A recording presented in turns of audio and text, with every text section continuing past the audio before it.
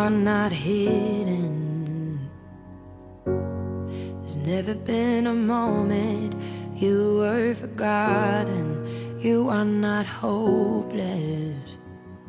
Though you have been broken, your innocence stolen, I hear you whisper underneath your breath. I hear your SOS, your SOS. I will send out an army to find you in the middle of the darkest night. It's true, I will rescue you. There is no distance that cannot be covered over and over. You're not defenseless. I'll be your shelter, I'll be your armor. I hear you whisper underneath your breath. I hear your SOS, your SOS.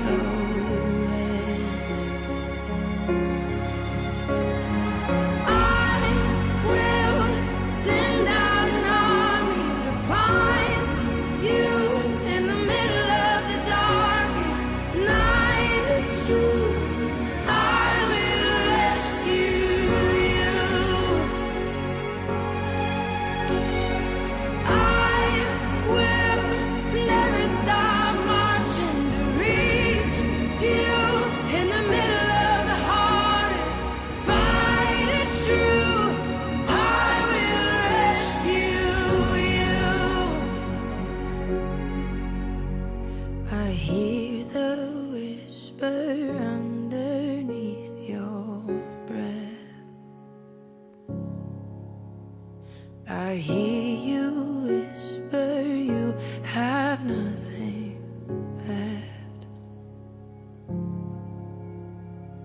I will send out an army to find you in the middle of the darkest night. It's true, I will rescue you. I will never stop marching to reach you in the middle of the hardest fight. It's true, I will rescue you.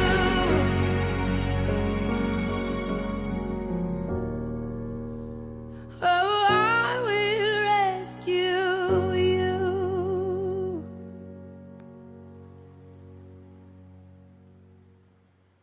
Well, good morning and welcome to the New Jersey Division's Sunday morning worship. It's good to be with you. My name is Matt Hodson, and I'm from Montclair Citadel. We're going to be continuing a series on grace this week, and Heather Green is going to be preaching. But today is also the annual day of prayer for victims of human trafficking. It's a difficult subject, isn't it? And so I've been tasked with a call to worship that includes grace and human trafficking. It's not easy. So I've been thinking about it, and I was having some difficulty until this morning. I got a devotional in my email, and the devotional talks of how we deal with difficult situations. And I think it bridges the gap for us. So hear these words from Psalm 62 from The Voice. My soul quietly waits for the true God alone. My salvation comes from him. He alone is my rock and my deliverance, my citadel high on the hill. I will not be shaken. How long will you attack a man? How long will all of you strive to crush your prey when he's like a leaning fence or a wall on the verge of collapse? Their only purpose in life is to knock him down from his prominent position. They love deceit. When others are around, they speak a blessing on someone, but inwardly, they mumble a curse. My soul quietly waits for the true God alone, because I hope only in him. He alone is my rock and deliverance, my citadel high on a hill, and I will not be shaken. My salvation and my significance depend ultimately on him. The core of my strength, my shelter, is in the true God. Have faith in him in all circumstances, dear people. Open your hearts to him. The true God shelters us in his arms. Human beings disappear like a breath. Even people of rank live artificial lives. Their weight is that of breath on a balance. It's nothing. Added together, they're still lighter than air. Do not resort to oppression. Resist the temptation of ill-gotten gain. If you achieve wealth, don't let your heart get attached. The true God spoke this once, and twice I've heard, that you, the true God, hold all power, and your love never fails. Let's worship that God together this morning.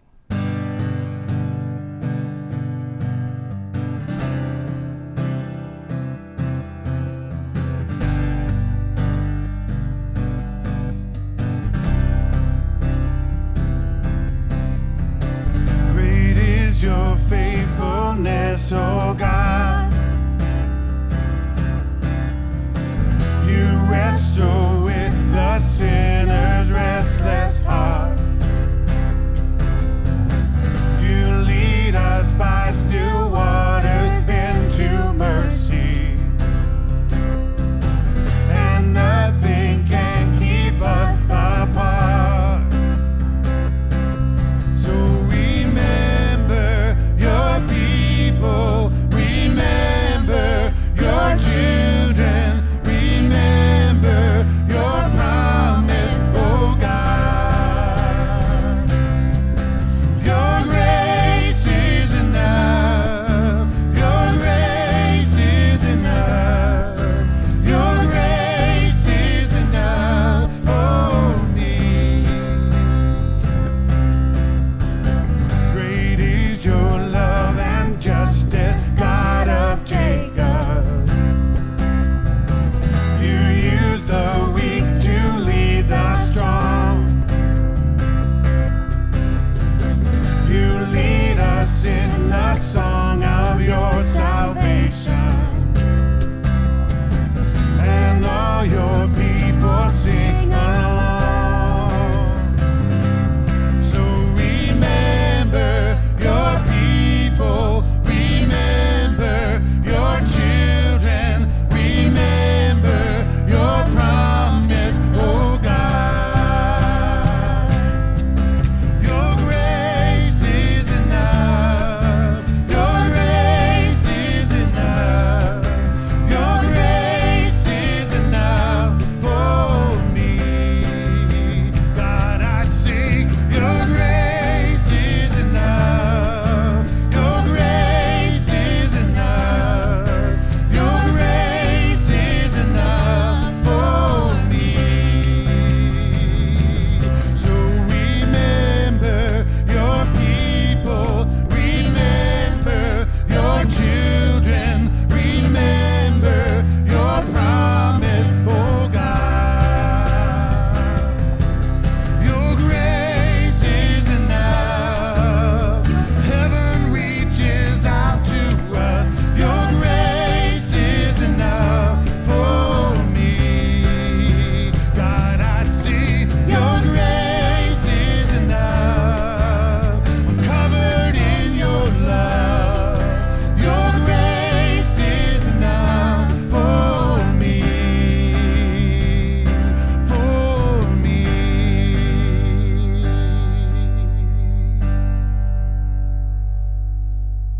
Good morning. Today I'll be reading Genesis 45, 3-8.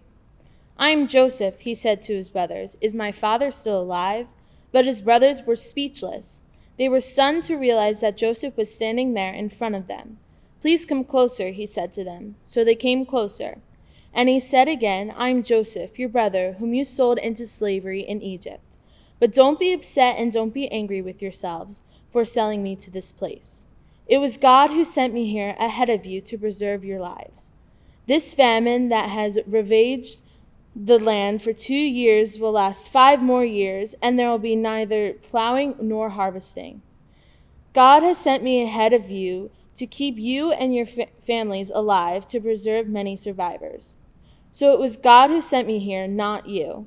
And he is the one who made me the advisor to Pharaoh, the manager of his entire palace, and the governor of all Egypt. May God bless this reading.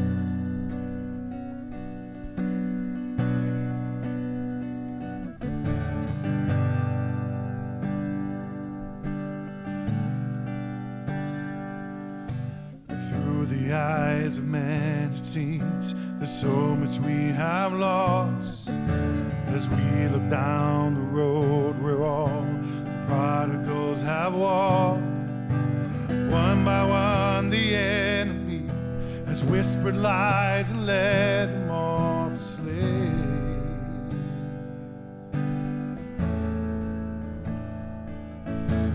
But we know that you are God, yours is the victory.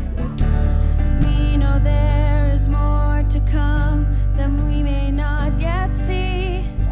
So with the faith you've given us, we step into the valley unafraid.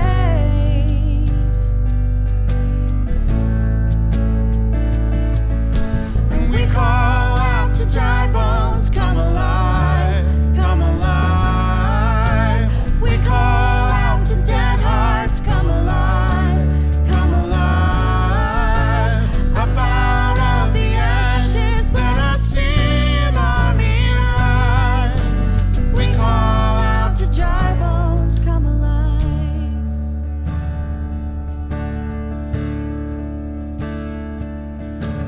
God of endless mercy, God of unrelenting love, rescue every daughter, bring us back the wayward son. And by your Spirit breathe upon me, show the world that you alone can save. You alone can save. And we call out to dry bones, come alive, come alive. We call out to dead hearts, come alive, come alive. Up out of the ashes, let us see an army rise. We call out to dry bones, come alive.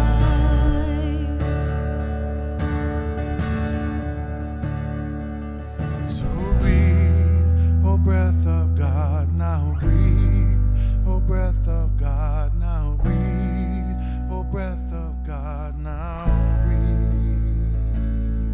So breathe, oh breath of God, now breathe, oh breath of God, now breathe, oh breath of God, now breathe. So breathe, oh breath of God, now breathe, oh breath of God, now breathe, oh breath of God, now breathe. So breathe, oh breath of God, now breathe, oh breath of God, now breathe, oh breath of God, now breathe. And we call out to dry bones, come alive, come alive. We call out to dead hearts, come alive, come alive. Up out of the ashes, let us see an army rise. We call out to dry bones, come alive. We call out to dry bones, come alive. We call out to dry bones, come alive.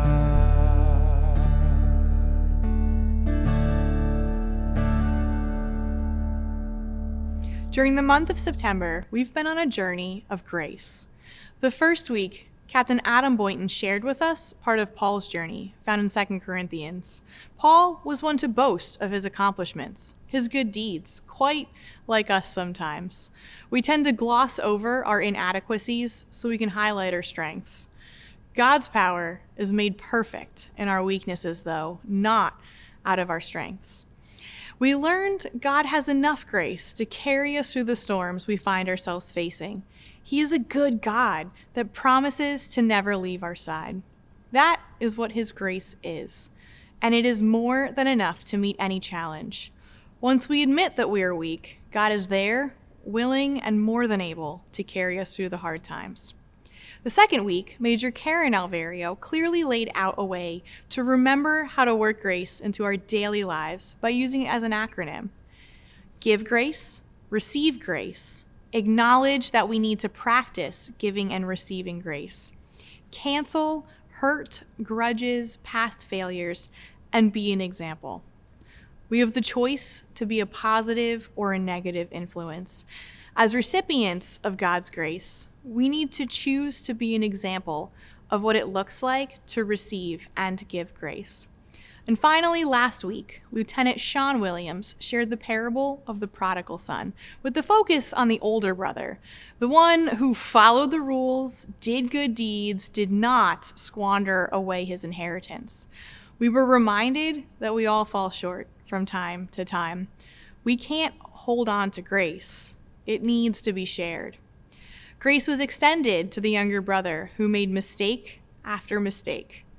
When we extend bitterness, resentment, and anger to someone we feel deserves it, we can also extend grace. Grace is not selfish, angry, or bitter. When comparing our good deeds to that of another, we can't withhold grace. The same grace that has been extended to us is for everyone, even those we don't think are worthy of it. So where does that bring us today with grace? You heard part of the end of Joseph's story earlier. We know grace to be God's unmerited favor.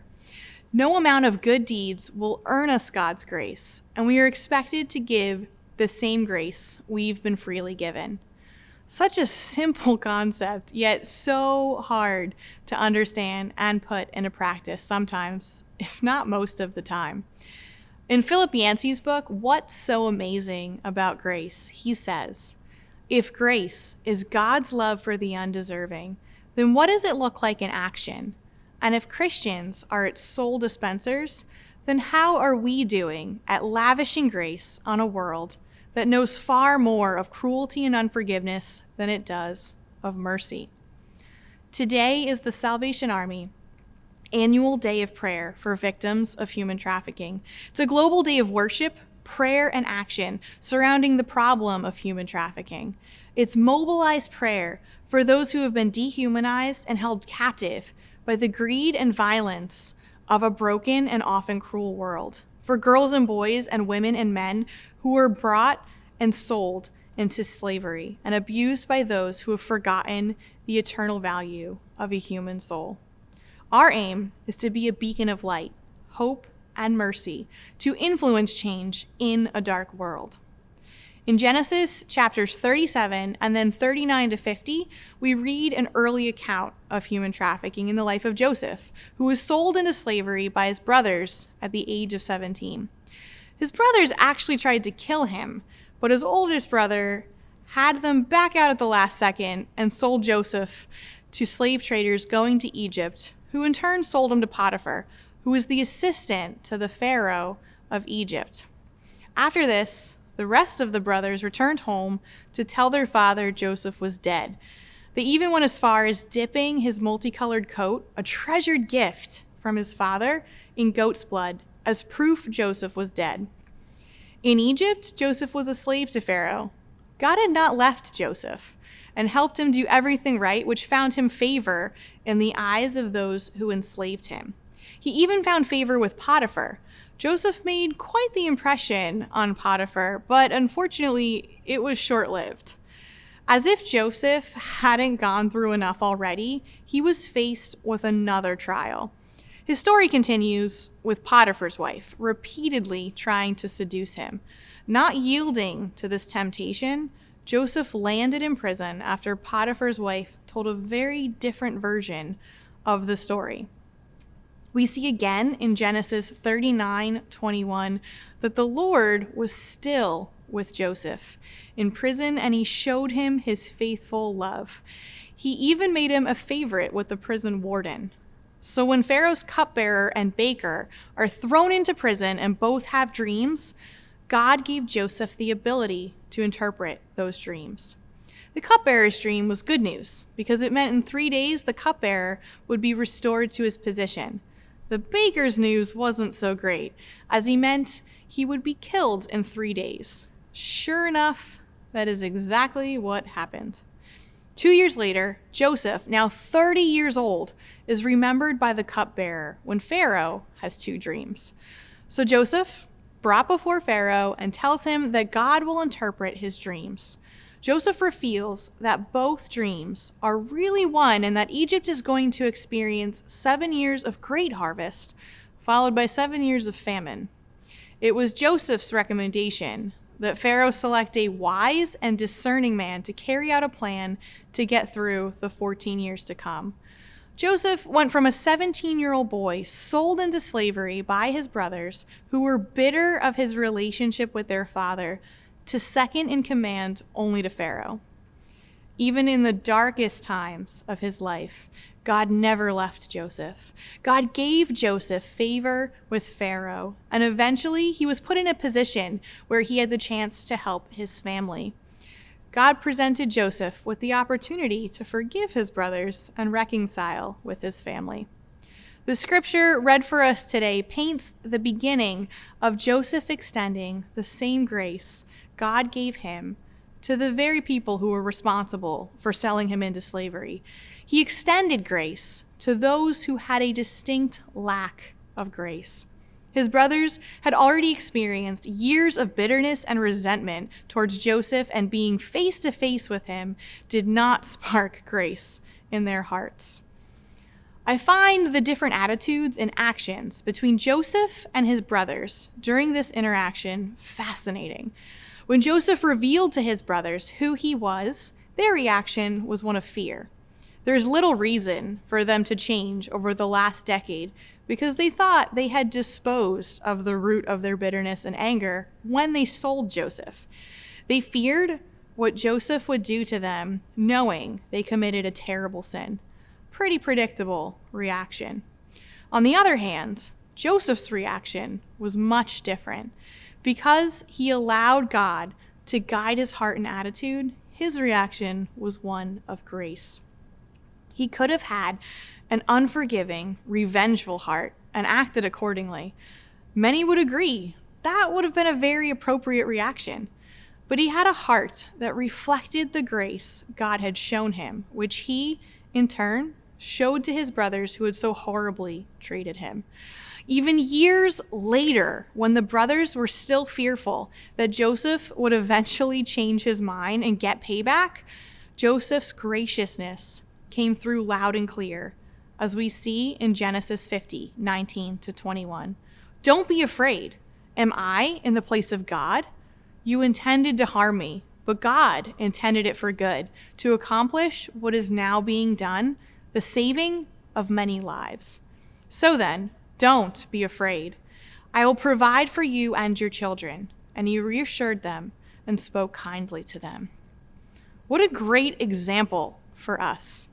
When we don't extend grace, we're acting as the judge and jury. Joseph said it so well. Am I in the place of God? He was not, and neither are we.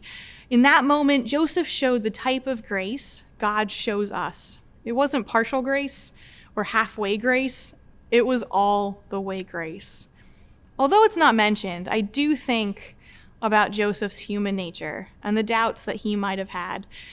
Where was God when his brothers were plotting to kill him, when they threw him into a pit, when he was sold into slavery and unfairly imprisoned? Where was God? We still ask this today. Where is God when evil appears to be winning out? When modern day slavery, human trafficking still exists, and there are countless who feel their situation will never change. We might draw comfort from the story of Joseph, which reminds us God's hand may be moving long before God's hand is revealed.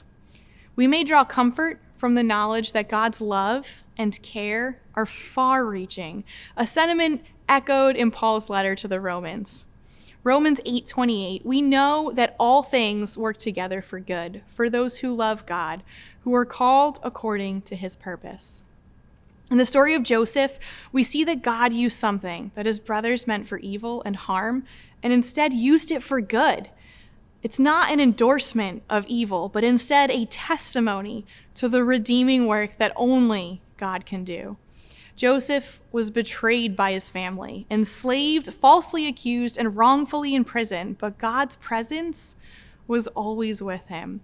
Though people disappointed Joseph over and over, God never failed him. So what do we do with this information? Let's go back to that Philip Yancey quote. If grace is God's love for the undeserving, then what does it look like in action? And if Christians are its sole dispensers, then how are we doing at lavishing grace on a world that knows far more of cruelty and unforgiveness than it does of mercy? There's a proverb that says, the same sun that melts wax hardens clay. It's another way of saying that the same circumstances can cause different responses in people that make them bitter or better, wounded or stronger. We move through different seasons of life all the time. There are those that experience difficult seasons and come out better because of it, and there are some that come out worse because of it. By the time Joseph was 30 years old, he could have let life get the best of him, but in quite the opposite happened. God's strength made perfect in Joseph's weaknesses. He was strengthened and prepared to fulfill God's purpose in Egypt. Philip Yancey also says, grace is the church's greatest distinctive. It's the one thing the world cannot duplicate, and the one thing it craves above all else. For only grace can bring hope and transformation to a jaded world. There are two themes that have emerged here today to wrap up our month on grace. One, we are never alone. It says in Psalm 139, O Lord, you have examined my heart and know everything about me. You know when I sit up or stand up. You know my thoughts even when I'm far away. You see me when I travel and when I rest at home. You know everything I do. You know what I am going to say even before I say it, Lord. You go before me and follow me. You place your hand of blessing on my head. Such knowledge is too wonderful for me, too great for me to understand.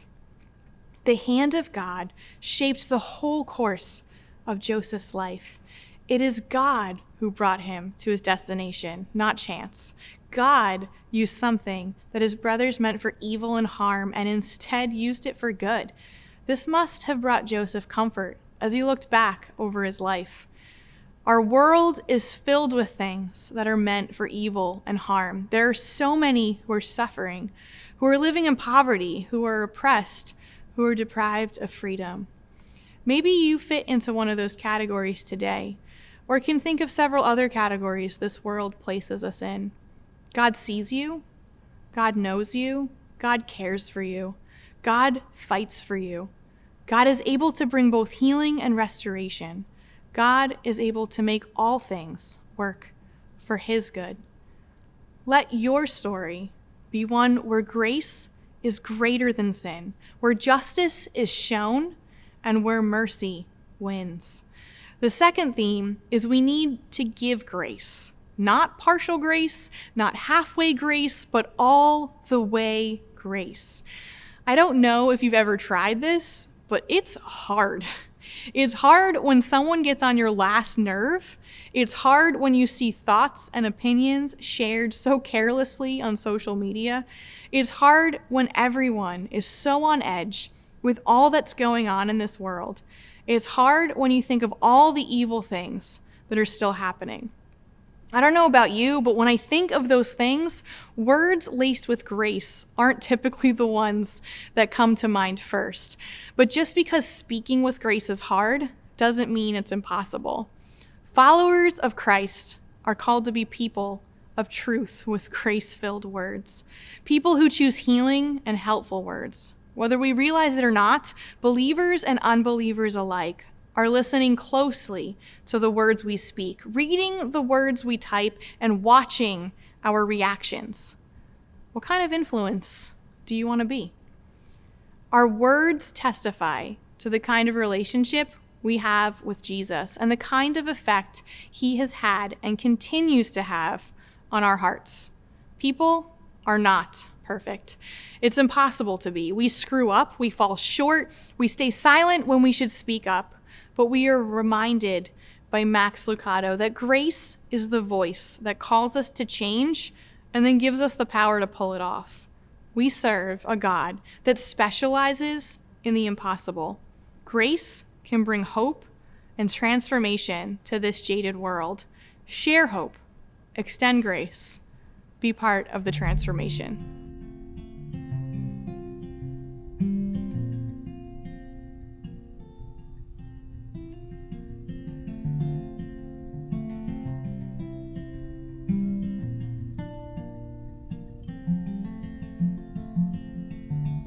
Before I spoke a word, you were singing over me.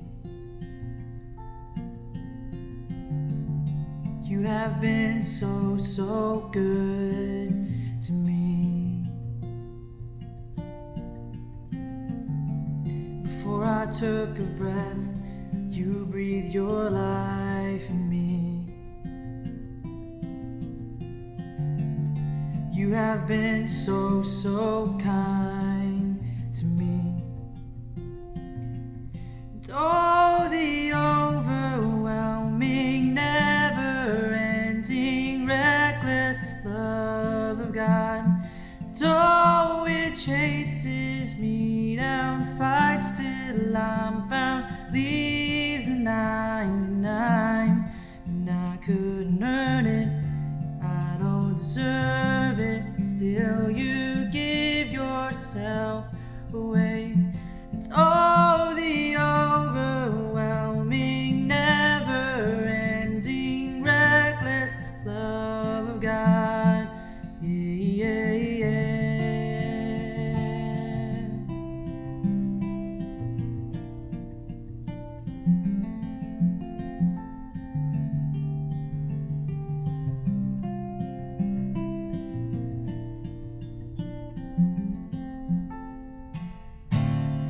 When I was your foe, still your love for me.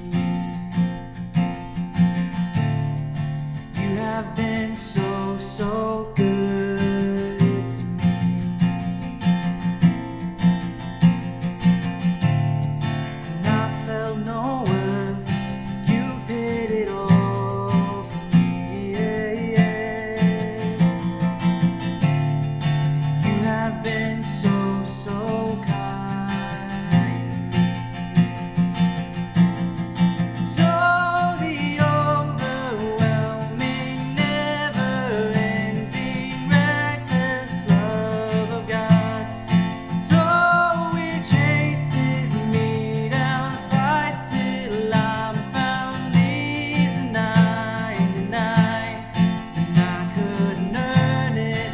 I don't deserve it. Still you give yourself away. It's all the overwhelming, never-ending, reckless love of God.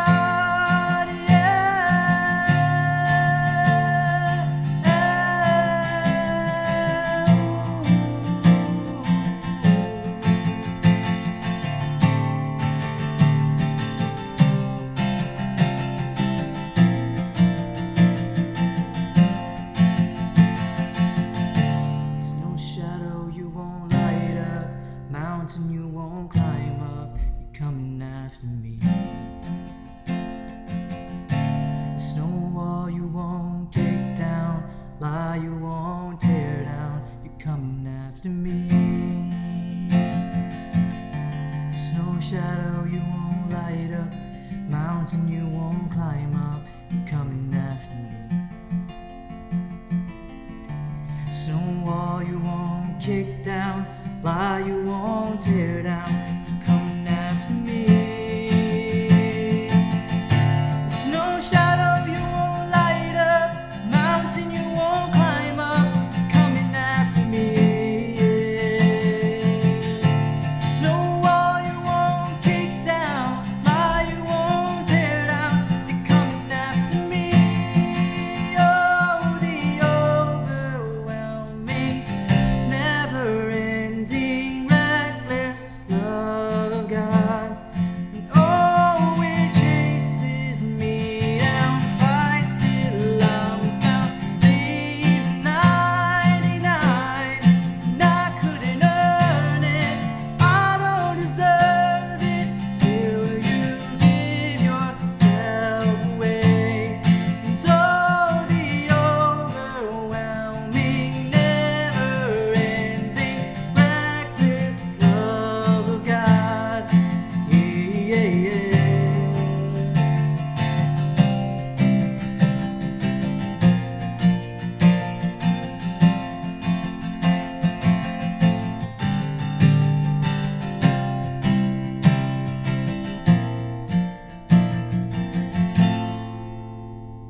Thank you so much for joining us this week. We love having you join with us, and we hope you find a blessing in our services.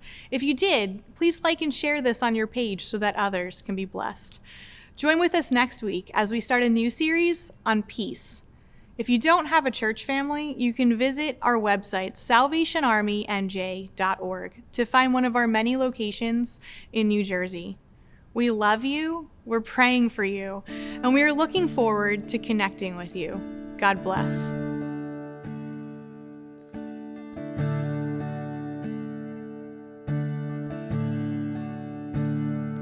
You unravel me with a melody. You surround me with a song of deliverance from my enemies, till all my fears are gone. I'm no longer a slave to fear. I am a child of God. I'm no longer a slave to fear. I am a child of God.